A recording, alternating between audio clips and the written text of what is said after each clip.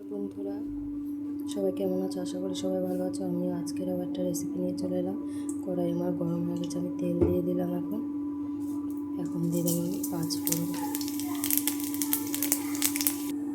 আজকের আমার রেসিপি হচ্ছে কুমড়ো শাক। আলু পেঁপে দিয়েছি, কাঁচা লঙ্কাটাই ফোড়নে দিয়ে দিলাম। কুমড়ো শাকটা কীভাবে রান্না করছি তোমরা একটু দেখো।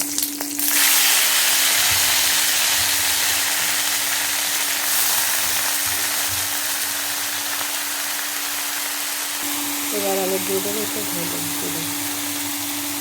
হলুদ দিয়ে দিলাম।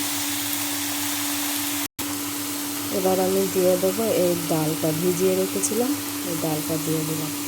তোমরা এরকম করে কে কে রান্না করো আমাকে একটু অবশ্যই কমেন্ট করো। যদি আমার রান্না ভালো লেগে থাকে অবশ্যই তোমরা একটা লাইক কমেন্ট শেয়ার করে দিও। চলো বন্ধুরা, আসছি আবার একটু পরে, এটা সেদ্ধ হোক।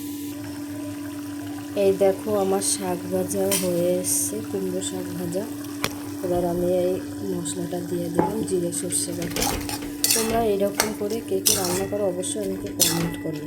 এবার একটু করে আমি চিনি দিয়ে দেবো। চিনি না দিলে শাক ভাজাটা ভালো লাগে না। এরকম চিনিটা দিলে একটু মিষ্টি মিষ্টি হবে। এই শাক ভাজাটা আমার মা রান্না করে, খুব সুন্দর হয়, অপূর্ব। এমনি তো মায়েদের হাতে রান্না খুব সুন্দর। আমি রান্না বান্না আমার শাশুড়ি মার থেকে আর আমার মা থেকেই শিখেছি বাঙালি রান্না, যত রান্না আছে। আগে একদমই পারতাম না, এখন রান্নাকে হার মানিয়ে দিই। এই দেখো, এবার একটু পরে আমি উঠিয়ে নেবো শাক ভাজাটা। এবার দেখো শাক ভাজাটা আমার হয়ে গেছে। কুমড়ো শাক ভাজাটা কেমন হয়েছে অবশ্যই আমাকে কমেন্ট করে জানাবে। আর ভালো লেগে থাকলে তাহলে লাইক কমেন্ট শেয়ার করে দিও।